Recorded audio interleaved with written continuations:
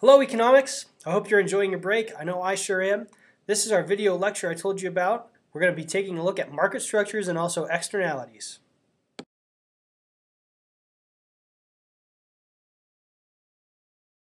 First, we're going to set out to define what is a market structure. A market structure refers to the organization of a market based mainly on the competition between producers. There are four characteristics I want you to get down. One is the number of producers. Two is the similarity of products. Three is the ease of entry into the market. And four is market control of prices. Who has market power? Is it individuals and private businesses, or is it the government, or is it some combination of the two?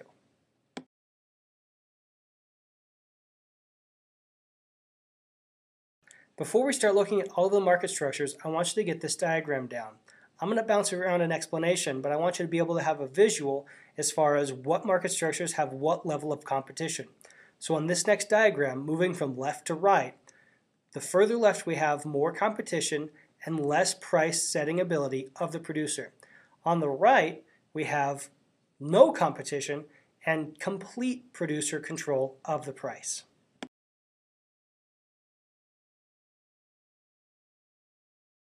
The first market structure we'll look at is perfect competition.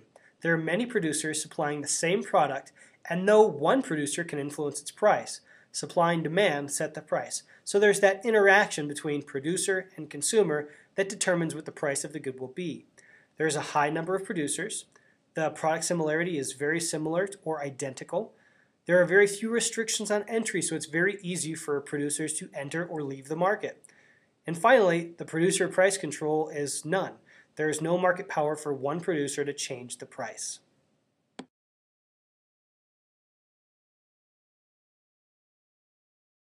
Now we're going to jump from one side of the market structure spectrum to the other. Instead of looking at perfect competition, we're going to look at the opposite, which is monopolies. In this market structure, there's only one producer for a product, and the product is unique.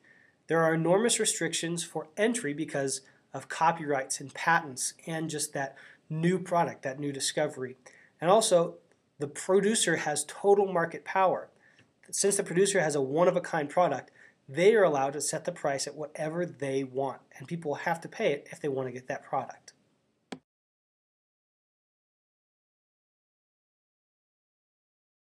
We're going to stay on monopolies for just a bit because I want to talk about some different aspects of the monopoly market structure. First, I want to talk about some legal monopolies. There are three types of legal monopolies in America today. Usually we think that monopolies are illegal today, but there are a few times when the government views a monopoly as being beneficial to the citizens. So on this next slide, you're going to see the three types. Go ahead and write those down and leave some space. And the thing to remember is that the government will allow a monopoly when it's viewed as being beneficial to the citizens.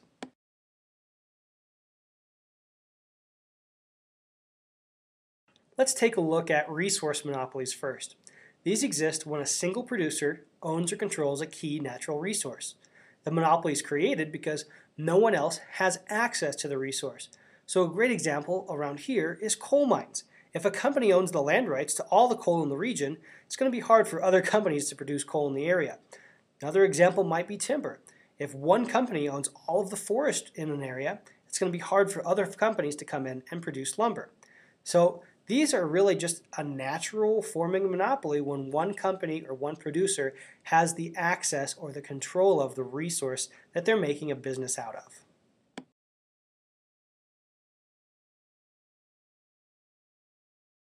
The second type of monopoly can be a little bit controversial. These are government-created monopolies. They're formed when the government grants a single firm or a single individual exclusive rights to provide a good or service. There are three ways the government can do this. The first is through patents and copyrights. The second is through public franchises. And the third is through licenses or licensing.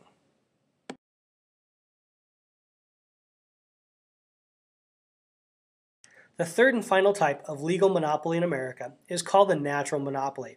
This occurs when a single firm can supply a good or service more efficiently and at a lower cost than two or more competing companies.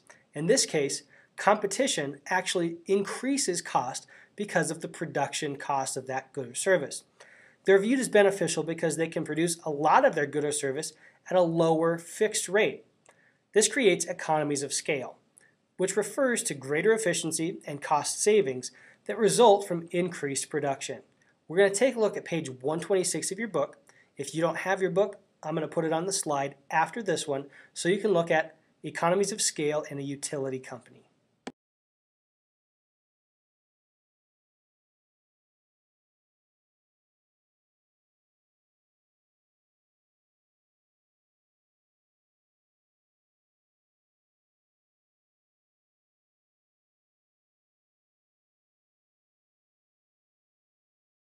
Now let's take a step away from monopoly back towards competition to look at the oligopoly. The oligopoly is a market dominated by just a few firms that produce similar products. So there's few producers, similar products, the market's hard to enter due to startup costs or regulations, and the market has some control of price, independent of supply and demand. A great example of this in America is the automobile industry. There are very few automobile producers or very few automobile brands being produced in America today. The products, however, are pretty similar. A four-wheeled internal combustion engine vehicle that gets us from point A to point B. The market's hard to enter because startup costs for an automobile factory are huge. Also, there's government regulations on safety requirements and fuel efficiency, etc. And the market's going to have some control of price independent of supply and demand.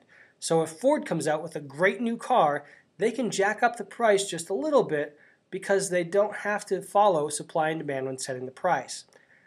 All of this can lead to a cartel, and that's an organization of producers established to set production and price levels for a product.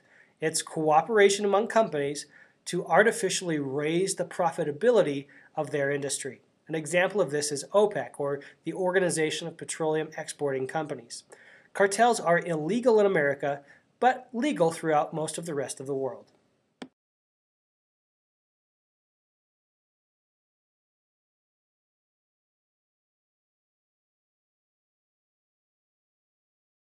The final and most common type of market structure is called monopolistic competition.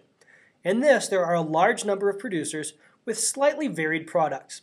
Competition is imperfect due mainly to brand loyalty, where consumers favor one company above all the others. The company with loyal customers monopolizes their brand of product, giving them some price control. An example will be like in the shoe market, you've got Nike and Adidas.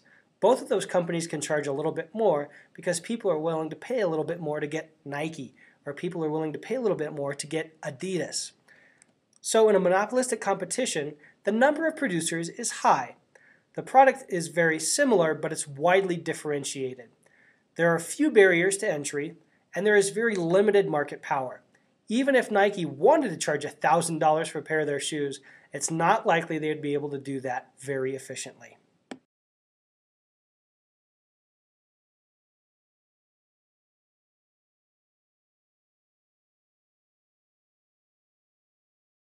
To get another perspective on market structures, I want you to stop my video at this point and watch this next video I've got a link to on the next slide.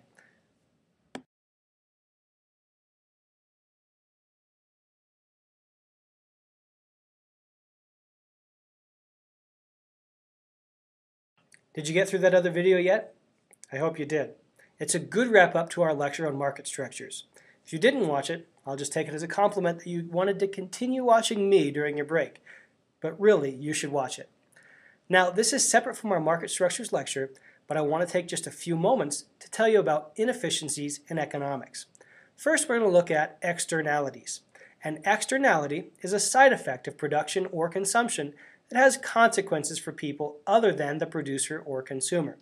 These are examples of inefficiencies because they don't factor in all of the costs and benefits in the model of supply and demand. Before you move on, try and come up with some examples of what an externality might be.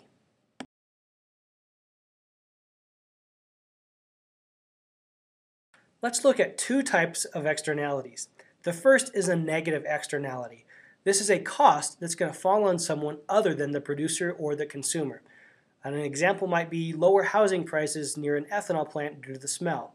The producer doesn't pay for that lower cost and housing price. Neither does the consumer who buys that ethanol at the pump. It's only the people living near that plant that have to pay the cost of that plant's smell. The next is a positive externality. This is a benefit that falls on someone other than the producer or consumer. An example might be environmentally friendly cars. I'm not going to buy one, but I'm going to benefit when people decide to do that and put less smog into the air. I'm also going to benefit when I pay at the pump. I'll pay a little bit less because their demand has been removed or reduced in the market. So just because we say an externality is an inefficiency, that doesn't necessarily mean it's always a bad thing.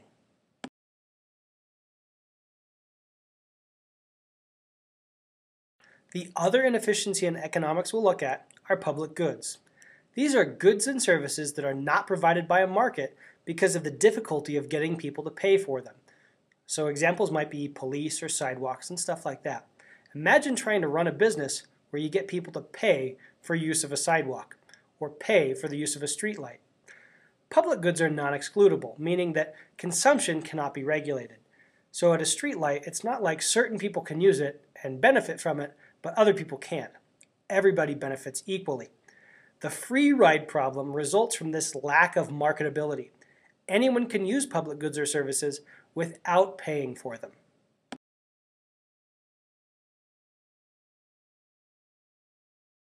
If we look at private versus public goods, we're going to notice a couple things. First of all, private goods are excludable, which means if you don't pay for that good, you don't get to use it. An example would be like buying an apple. If I choose not to pay for it, I don't get to use it. A public good, on the other hand, is non-excludable, which means anyone can use it regardless of whether or not they pay for it. So the example here again is the street light. Private goods are generally a rival in consumption, which means that the good can't be consumed by more than one person at the same time. So like eating my apple. If I eat my apple, you can no longer consume it. If you eat your apple, I can no longer consume it. Public goods, on the other hand, are generally a non-rival in consumption, meaning that more than one person can enjoy that good at the same time. So a street light.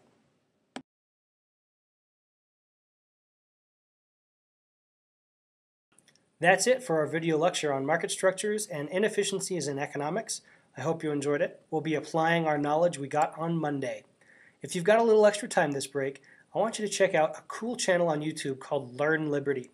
The first video I'd like for you to watch is called 3 Common Myths of Capitalism. Some very interesting and thought-provoking ideas. I hope you have time to enjoy them just as much as I did.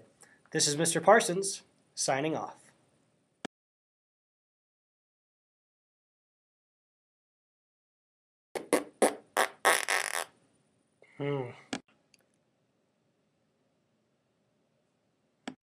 Did you get through that other video yet? I hope you did. Really? Really? Nobody here.